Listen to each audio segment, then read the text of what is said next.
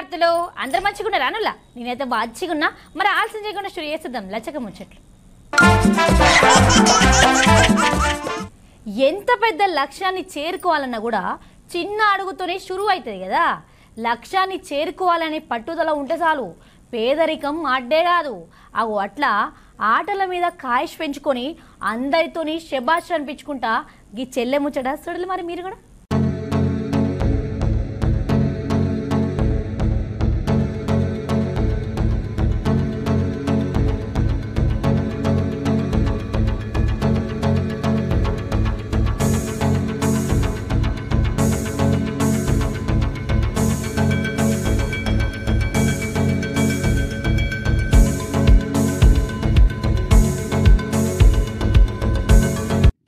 ఇక గిడ గానొస్తున్న గీ చెల్లె అడవి బిడ్డగా ప్రయాణం చాలు చేసింది అనుకోకుండా ఆటల రంగంలో అడుగుపెట్టుడే కాకుండా కొన్ని రోజులలోనే మస్తుగానం తర్ఫీజు సాధించింది జాతీయ అంతర్జాతీయ సాఫ్ట్బాల్ టోర్నమెంట్ పోటీలలో పాల్గొని పథకాలు సాధించింది చెల్లె ఆమెకున్న నైపుణ్యంతో జట్టుకు గెలుపు బాటలు వేస్తోంది ఇట్లా షానే అవార్డులు సుత సాధించింది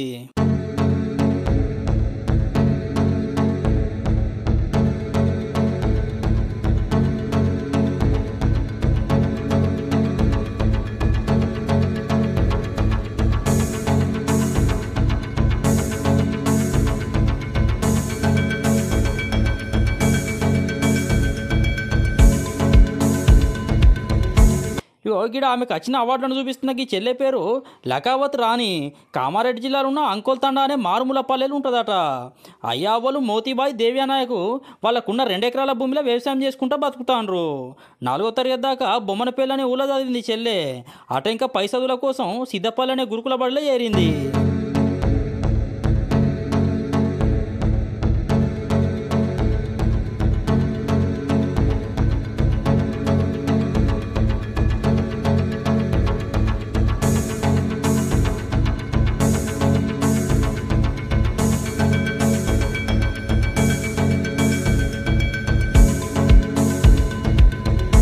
చిన్నప్పటి సందే చదువు మీద శ్రద్ధ పెట్టిన ఈ చెల్లె గురుకుల బల్లె షరికైన తర్వాత కడమ పిల్లలతో కలిసి ఆటలు ఆడడం మొదలుపెట్టిందట ఇక ఇట్లా ఆటల మీద కాయి పెరిగిందుల్లో చెల్లెకు ఇట్లా సాఫ్ట్ బాల్ అనే ఆటను అలవాటు చేసుకున్నది వేగంగా నేర్చుకున్నట్టే కాకుండా సాధించాలనే పట్టుదల చిన్నప్పటి సందే చెల్లెకు అబ్బినాయి అందుకే చాలా ఇష్టపడి నేర్చుకున్న సాఫ్ట్ బాల్ని ఇంకింత కష్టపడి సాధన చేసింది ఇక ఈ చెల్లెకున్న ఇష్టాన్ని కానీ పెట్టిన కోచ్ సుత బాగానే తర్ఫీదు ఇచ్చిండు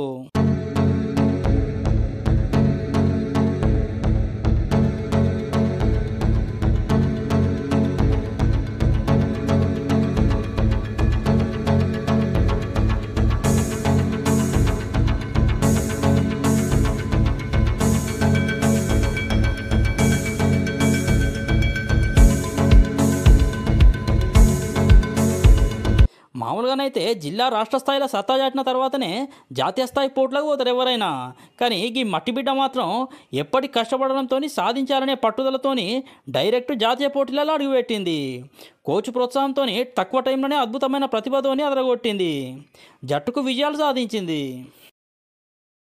5వ తరగతి ఇక్కడ చదువుకున్నప్పుడు నాకు సౌబాల్ గేమ్ అనేది పరిచయం అయింది యుద్ధపల్లి రెసిడెన్షియల్ స్కూల్లో సౌబాల్ అనేది పరిచయం అవ్వడం వల్ల నేను ఇంటర్నేషనల్ ఆడగలిగినాను నేను 5th క్లాస్లో ఆడడం నేను ఫస్ట్ నేషనల్స్ ఎంపీలో ఆడిన నేషనల్ మీట్లో మాకు ఫస్ట్ ప్లేస్ వచ్చింది అప్పుడు నేను పిక్చర్ అవార్డుగా తీసుకున్నాను ఇక సాఫ్ట్ బాల్ పోటీలు ఏడు జరిగినా సుత ఈ చెల్లె ఆడేదట ఇక ఆమె ఆట తీరుతోని వారేవా అనిపించేది 2016లో మధ్యప్రదేశ్ ఇండోర్ స్టేడియంలో జరిగినటువంటి సాఫ్ట్వేర్ పోటీలల్లో కాంస్య పథకాన్ని తెచ్చిపెట్టింది జట్టుకు ఇప్పటిదాకా గిట్లా ఏం తక్కువ 32 జాతీయ అంతర్జాతీయ పోటీలలో పాల్గొన్న ఈ చెల్లె 12 స్వర్ణం 6 రజతం 2 కాంస్య పథకాలు కలిపి ఇంకొన్ని రివార్డులు సుత సాధించింది పిక్చర్ అనే అవార్డును సొంతం చేసుకున్నాడు చాలా ప్రత్యేకం అంటాంది ఈ చెల్లె కోర్ట్ అనేది చాలా లక్కీ గ్రౌండ్ అన్నమాట మాకు సుద్దపల్లి గ్రౌండ్ అనేది ఇక్కడ ఈ గ్రౌండ్ వల్ల మేము చాలా నేషనల్స్ ఆడగలిగినాం మాకు ప్రాక్టీస్ ఉంటుంది రెగ్యులర్ ప్రాక్టీస్ ఉంటుంది మాకు అకాడమీ ప్రాక్టీస్ నేను సాఫ్ట్బాల్ నేషనల్స్ ఇంటర్నేషనల్ కూడా ఆడినా అందులో నాకు పిక్చర్ అవార్డుగా నా పొజిషన్ అనేది నా పిక్చర్ అవార్డుగా నేను చాలాసార్లు తీసుకున్నాను అన్నమాట ఇంటర్నేషనల్ అనేది చైనా పింగ్టాన్ సిటీలో ఆడినా అక్కడ మాకు 7th ప్లేస్ వచ్చింది. గేమ్ పరిచయం అవ్వడం వల్ల నేను పెద్ద పెద్ద స్థాయికి వెళ్తున్నాను. అందుకని నేను చాలా సంతోషంగా ఫీల్ అవుతున్నాను అన్నమాట. భవిష్యత్తులో నేను ఒలింపిక్స్, ఏషియన్ గేమ్స్ అనేది ఆడాలనుకుంటున్నా. దానికి ప్రోత్సాహం అయిన వాళ్ళు మా గంగమోహన్ సార్ గారి ప్రోత్సాహంతో ముంగటికి తీసుకెళ్తానని అనుకుంటూ అలానే మా ఫ్యామిలీ కూడా నన్ను చాలా సపోర్ట్ చేస్తారు. మా పెద్దనాన్న చాలా బాగా చూసుకుంటారు మమ్మల్ని, ఫాదర్ కంటే ఎక్కువ. మా పెద్దనాన్నే నన్ను ముంగటికి తీసుకుపోతారు అన్నిటికీ. ఏ డబ్బు అయినా ఏమైనా సరే కానీ పెద్దనాన్న చూసుకుంటారు. దానివల్ల మేము చాలా హ్యాపీగా ఉంటాము. చిన్న వయసునే సాఫ్ట్ బాల్ క్రీడల ప్రతిభ చూపెట్టుకుంటా శబాష్ అనిపించుకుంటుంది. ఇట్లా మన తెలుగు రాష్ట్రాలే కాకుండా ఒడిశా, మధ్యప్రదేశ్, హిమాచల్ ప్రదేశ్, మహారాష్ట్రలో జరిగిన పోటీల ఆమె జట్టుకు విజయాలు సాధించింది. చైనాలో జరిగిన Asia women junior soft ball championship పోటీలకు ఇక విమానంలో పోవడం సంతోషాన్ని ఇచ్చిందట. చదువుకోవడానికి వచ్చినా కానీ నాకు ఈ గేమ్ పరిచయం అవ్వడం వల్ల నేను చైనాకి వెళ్ళడానికి నేను ఫ్లైట్ ఎక్కిన. నేను కలలో కూడా అనుకోలేదు. 5th క్లాస్లో నేను ట్రైన్ ఎక్కినప్పుడు కూడా అనుకోలేదు ఫ్లైట్ ఎక్కుతానని. కానీ చైనాకి వెళ్తున్నా అని చెప్పేసి అనుకోగానే నేను ఫ్లైట్ ఎక్కుతానని చాలా ఖుషి అయిపోయినాను అనమాట. నేను నేషనల్స్ మీట్స్ అనేది స్టేట్స్లలో ఆడిన. మధ్యప్రదేశ్, గుజరాత్, ఒడిస్సా కటక్, ఒడిశా పూరి, ఇంకా తమిళనాడు త్రిచిలో. మళ్ళీ ఇప్పుడు నేను ముందు తమిళనాడులో ఇంటర్ జోనల్ అనేది ఆడబోతున్నాను. అక్కడ పార్టిసిపేట్ చేస్తున్నాను. 4 టీమ్స్ వస్తాయి. ఈస్ట్, వెస్ట్, నార్త్, సౌత్ వాళ్ళ కలిసి ఆడతాము. ఆ టోర్నమెంట్లో మేము ఖచ్చితంగా ఫస్ట్ ప్లేస్ కొడతామని అనుకుంటున్నా. ఒక దిక్కు ఆటల, ఇంకో దిక్కు చదువుల టాలెంట్ చూపెడుతుండడంతో చెల్లె వాళ్ళ కుటుంబ సభ్యులు మస్తు సంబరపడతాండ్రు. మా బిడ్డగిట్లా దేశానికి ఇంకొన్ని పథకాలు సాధించి పెట్టాలి అంటారు. అట్లనే ఉపాధ్యాయులు సుత కొన్ని దినాలలోనే ఇది సాధ్యమవుతుంది అంటారు. వ్యవసాయ కూలీ నాలి చేసుకొని మేము మా అమ్మాయిని చదివిస్తున్నాం. మా తమ్ముని బిడ్డ మా అమ్మాయి రాణి, లాకావత్ రాణి. మెల్లమెల్లగా చైనాకు కూడా వెళ్ళి గేమ్స్ ఆడి నడుస్తున్న మా అమ్మాయికి ఫ్యూచర్లో ముందు పై స్థాయికి వచ్చి ఏదైనా ఆఫీసర్ ఉద్యోగానికి వచ్చేలా మేము ప్రోత్సాహం చేస్తున్నాం అన్నట్టు. మేము వచ్చిన తర్వాత ఇక్కడ అకాడమీని కూడా స్థాపించడం జరిగింది. ఇంటర్నేషనల్ 7 మెంబర్స్ ఆడారు. అంతేకాకుండా నేషనల్ లెవెల్లో కూడా ఆడడం జరిగింది. అదేవిధంగా జాతీయ స్థాయిలో మొదటి స్థానంలో సుద్దపల్లి క్రీడాకారిణిలో ఉంటారు. అత్యధిక క్యాష్ అవార్డులు పొందిన స్కూళ్లలో మా సుద్దపల్లినే ముందంజలో ఉంది. రాణి ఇంటర్నేషనల్ ఆడడం జరిగింది చైనాలో. ఆ అమ్మాయి 22 నేషనల్ ఆడి అందులో బెస్ట్ పిక్చర్ అవార్డు చాలాసార్లు గెలుచుకోవడం జరిగింది. ఆటల్లోనే కాకుండా చదువులోను కూడా ప్రతిభ చాటడం జరుగుతుంది. ప్రతి సంవత్సరము 150 నుంచి 200 మంది క్రీడాకారులు జాతీయ స్థాయిలో పాల్గొంటున్నారు. ఇప్పటి వరకు గత 8 సంవత్సరాల నుండి 16 మంది క్రీడాకారులు అంతర్జాతీయ పోటీలలో సాఫ్ట్ బాల్ క్రీడలో పాల్గొనడం జరిగింది. దాంట్లో లకావత్ రాణి 1 year బ్యాక్ చైనాలో జరిగినటువంటి పోటీలలో పాల్గొన్నది. ఇప్పటి వరకు ఎల్ రాణి 22 సార్లు నేషనల్ లో పాల్గొని ఎక్కువ టోర్నమెంట్లలో అత్యుత్తమ పిక్చర్ గా ప్రత్యేక అవార్డు కూడా తీసుకున్నది. రాష్ట్ర స్థాయి పోటీలోనైతే ఈ అమ్మాయి రాణి ఉంది అని అంటే ఎదురు టీములు కూడా రాష్ట్రంలో భయపడేవి. ఇప్పటికి కూడా సీనియర్ ఈవెంట్లో రాణి ఉంది అని అంటేనే టీం కూడా ఆటోమేటిక్గా గెలుస్తుంది. నిజామాబాద్ ఫస్ట్ ప్లేస్ అనేటటువంటిది కంపల్సరీ అందరికీ ముందుగానే తెలిసిపోతుంది. ఒక మారుమూల పల్లెలో పుట్టిన ఈ చెల్లె ఆటల మీద శ్రద్ధ పెట్టి ఇట్లా ముందుకు సాగుతుంది. ఎన్ని అడ్డంకులు వచ్చినా సుత ఓపికతోని పథకాలు సాధిస్తుంది. ఒలింపిక్స్ ఆటలో పాల్గొని దేశానికి పథకం తీసుకురావడమే ఇప్పుడు ఈ చెల్లె లక్ష్యం అట. మరి అనుకున్న సాధించాలని మనం సుత కోరుకుందాం లచ్చక్క ముచ్చట్ల తరపున.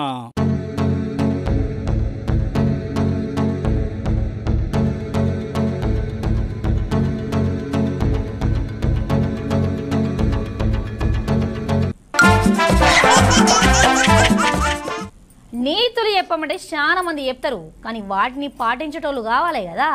అట్లా ఈ పర్యావరణాన్ని కాపాడాలి, ప్లాస్టిక్ను తగ్గియాలి అని చాలా మంది చెప్తుంటారు. కానీ నిజంగా గా ప్రకృతి కోసం, పర్యావరణం కోసం తిరిగి ఏమిస్తున్నాం మనం? ముచ్చట దేని గురించో చెప్తున్నానో అర్థమవుతలేదు కదా. పురాగా మీరే చూడాలి మరి.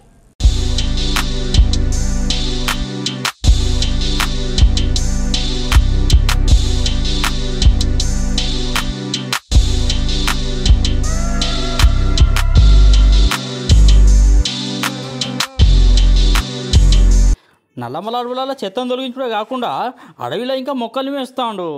ఇట్లా అడవికే జీవితాన్ని అంకితం చేసిండు అన్న. ఇక ఇంకో ముచ్చట ఏంటంటే అన్న పొలంలో పంట వేసి అవి ఉత్త పక్షుల కోసమే ఇడిచి పెడతాడట. మరి గిట్లెందుకు చేస్తున్నామన్నా అంటే ఇక్కడ అడవుల్లో ఏంటంటేనండి ఎన్నో రకాల అరుదైన చెట్లు ఉంటాయి, అలాగే ఈ పక్షులు, జంతువులు ఉంటాయి. ఈ ప్లాస్టిక్ అనేది ఏంటంటే ఇప్పుడు అడవి పంది ఉంటుంది, నైట్ ఆ ప్లాస్టిక్ని కొరికిద్ది అనమాట. కొరికి తినటం. ఇప్పుడు మనం చూస్తున్నాం బజార్లో ఆవులు తింటే కడుపులో ప్లాస్టిక్ ఉందని చెప్పి, ఈ జంతువుల్లో కూడా సేమ్ అట్లాగే కడుపులోకి వెళ్తే అవి చనిపోతాయి. మరి ఒక జంతువు చనిపోయినా, ఒక అడవి పక్షి చనిపోయినా కూడా 1 సంవత్సరంలో ఎన్నో రకాల మొక్కలని కొత్తగా మళ్ళీ మొలవు. ఎందువల్లంటే ఈ మల విసర్జన ద్వారా అడవి పండ్ల ద్వారా తునికి పండ్లని, ఇలా పక్షుల ద్వారా నేరేడు మొక్కలని మొలుస్తూ ఉంటాయి. ప్లాస్టిక్ దిగిపోవడం వల్ల ప్రాణులకి హాని అయితే ఉంటుంది, అవి అంతరించిపోవడానికి కారణం అవుతాయి. మొదట్లో విత్తనాలు చల్లడానికి మాత్రమే అడవికి పోయేదట అన్న. ఇక అట ఇంకా అడవిలో చెత్త తీసే పని పెట్టుకున్నాడు. చెత్త వల్ల అడవికి నష్టం ఉంటుంది కాబట్టి ఈ ఇకమతి చేసిండట.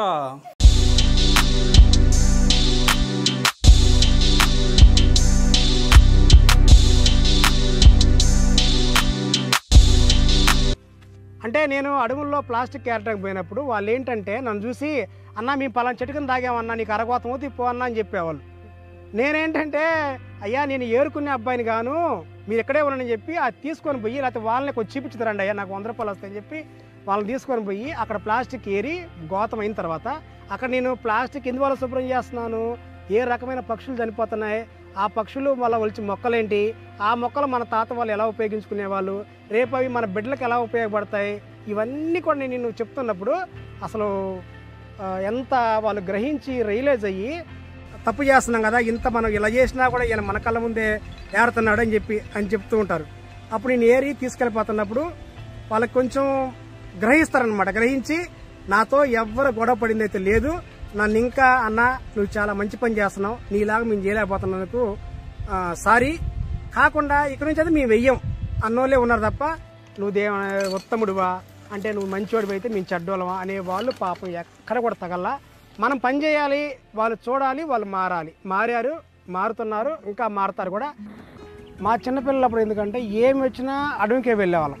కొంచెం ఆకలైనా అడవిలోకి వెళ్తే కాయలు ఉంటాయి కదా, ఆ రోజు బజార్లో బండ్లు పెట్టి కాయలు అమ్మేవాళ్ళు గారు ఇవాళ ఉన్నట్టుగా. ఇక అడవికి వస్తే ఏంటంటే అడవిలో ఈ తునిక్కాయలని, బల్జకాయలని, అలాగే ఈ రకాల కాయలు, సపోటా కాయలని, నేరడి కాయలని ఇవన్నీ ఉండేవి.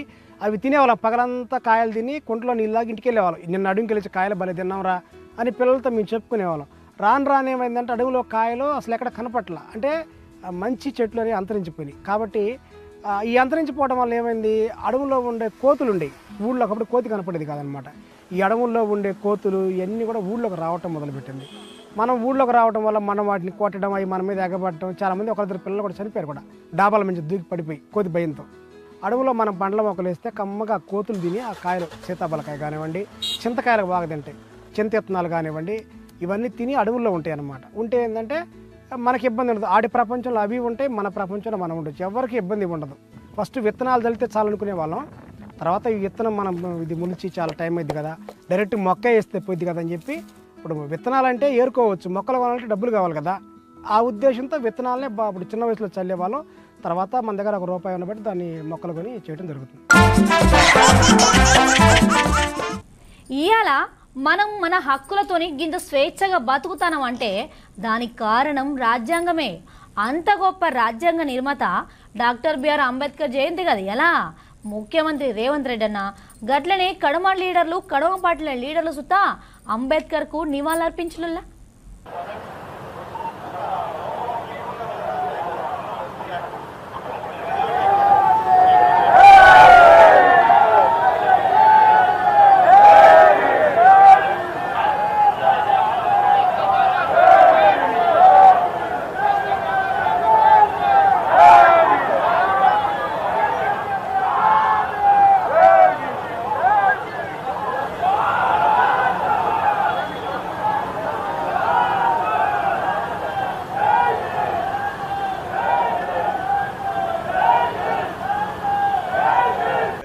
గారి యొక్క 133వ జయంతి ఉత్సవాలు ఇవాళ జరుపుకుంటూ భారత రాజ్యాంగం ప్రతి పౌరుడికి సమాన హక్కులు కల్పించింది. ముఖ్యంగా అణగారిన వర్గాల కొరకై ప్రతి ఒక్కరికి కూడా సమాన హక్కులు కల్పించింది.